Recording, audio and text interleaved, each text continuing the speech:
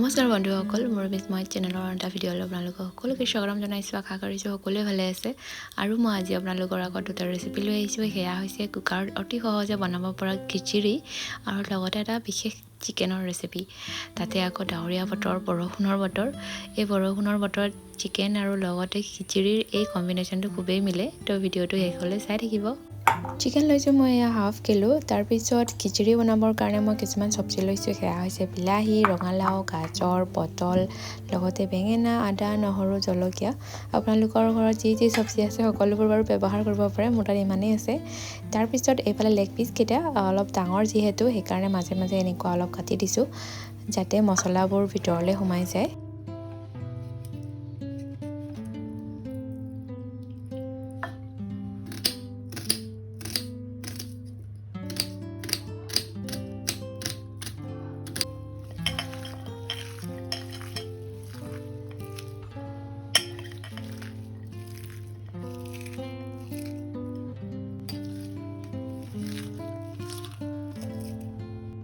প্ৰথমে চিকেনখিনি মছলাৰ সৈতে মই মেৰিনেট কৰি ৰাখিম। তো প্ৰথমে দিছোঁ মই হালধিৰ গুড়ি 1 চামুচ, তাৰপিছত 1 চামুচ দিছোঁ আদা, নহৰু, জলকীয়াৰ পেষ্ট আৰু নিমখ, আৰু লগতে এয়া ঢেৰ সোপা পিঁয়াজ মিহিকৈ কাটি লৈছোঁ। ঢেৰ সোপা মানে এয়া 2টা পিঁয়াজ হ'ব, আৰু লগতে নেমু চেপি দিছোঁ, আৰু এয়া মিঠাতেল দিছোঁ 2 চামুচ জোখৰ, আৰু এইখিনি একদম ভালদৰে সানি লৈছোঁ। তাৰপিছত মই এইখিনি আধা ঘণ্টাৰ কাৰণে ফ্ৰিজত সোমাই ৰাখিম। এতিয়া আকৌ খিচিৰি বনাবৰ কাৰণে যোগাৰ কৰিছোঁ। এয়া লৈছোঁ এটা কাপত লৈছোঁ মই আধাতকৈও কম চাউল, আৰু একদম ফুল কৰি দিছোঁ এয়া দাইল। মোৰ এয়া দাইল 3টা মিক্স কৰা হৈ আছে, মচুৰ, মগু আৰু বুটৰ দাইল। তো এইখিনি মিক্স কৰি পেলাই ভালদৰে ধুই লৈছোঁ।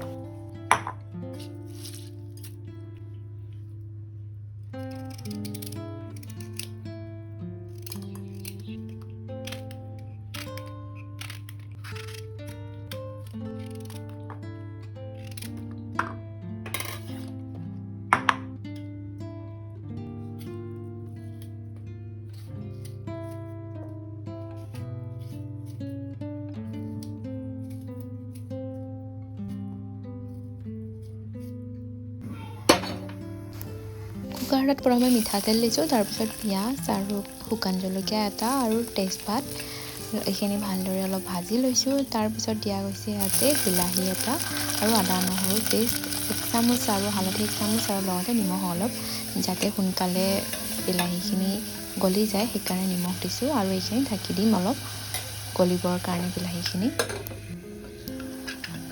তাৰপিছত এয়া ঢাকনি খুলি চাইছোঁ যে এয়া গলি গৈছে প্ৰায়ে বিলাহীখিনি। এতিয়া মই দি দিছোঁ ইয়াতে যিখিনি চব্জি মই কাটি ৰাখিছিলোঁ, আৰু দালি আৰু চাউল, গোটেইখিনি মিশ্ৰণখিনি গোটেইখিনি দি পেলাই ভালদৰে এবাৰ ভাজি ল'ম।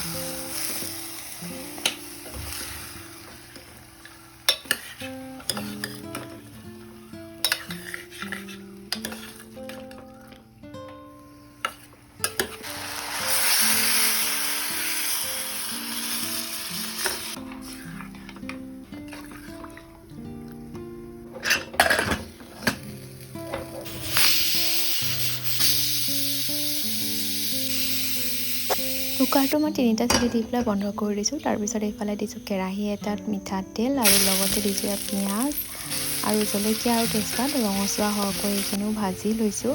তাৰপিছত যিখিনি চিকেন মেৰিনেট কৰি ৰাখিছিলোঁ সেইখিনি ইয়াত দি দিছোঁ। একদম ভালদৰে ভাজি ল'ম, এইখিনিও পিঁয়াজৰ সৈতে ভালদৰে মিক্স কৰি ল'ম। তাৰপিছত এইফালে 2টা লৈছোঁ মই বিলাহী, আৰু এইখিনিও ভালদৰে গুড়ি কৰি পেলাই একদম মিহি কৰি পেষ্ট বনাই লৈছোঁ। তাৰপিছত ইয়াতে মই মছলা দিম। ধনিয়াৰ গুড়ি 1 চামুচ, জিৰা গুড়ি 1 চামুচ, আৰু কাশ্মীৰী লাল মিৰ্চৰ পাউডাৰ 1 চামুচ দিছোঁ, আৰু এইখিনি ভালদৰে মিক্স কৰি লৈছোঁ। তাৰপিছত যিখিনি চিকেন ভাজি আছোঁ মই তাতে এয়া দি দিছোঁ মছলাখিনিৰ সৈতে বিলাহীৰ পেষ্টখিনি। তাৰপিছত মছলাখিনি আৰু বিলাহীখিনি ভালদৰে সিজিবৰ কাৰণে পানী দি দিছোঁ। এইখিনি মই 20 মিনিটৰ কাৰণে ঢাকন দি পেলাই একদম ল' ফ্লেমত সিজাম। আৰু এটা পেনত মই ইলাইচি 2টা আৰু লং 4টা আৰু জালুকৰ গুটি হ'ব 10টা 12টা এনেকুৱা। তাৰপিছত লগতে দিছোঁ ডালচেনি এটুকুৰা। এইখিনি ভালদৰে গৰম কৰি পেলাই খুন্দি ল'ম।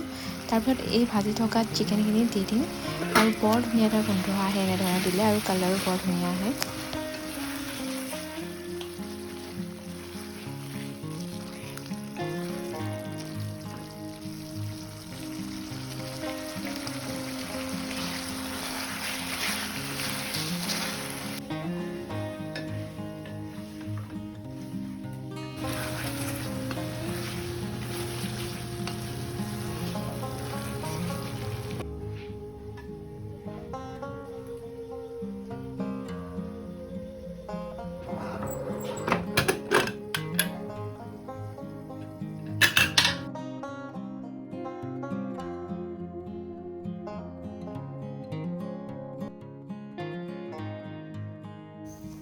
আজি দুপৰীয়াৰ দালিখন খিচিৰিৰ সৈতে চিকেন গ্ৰেভি ৰেডি কৰিলোঁ।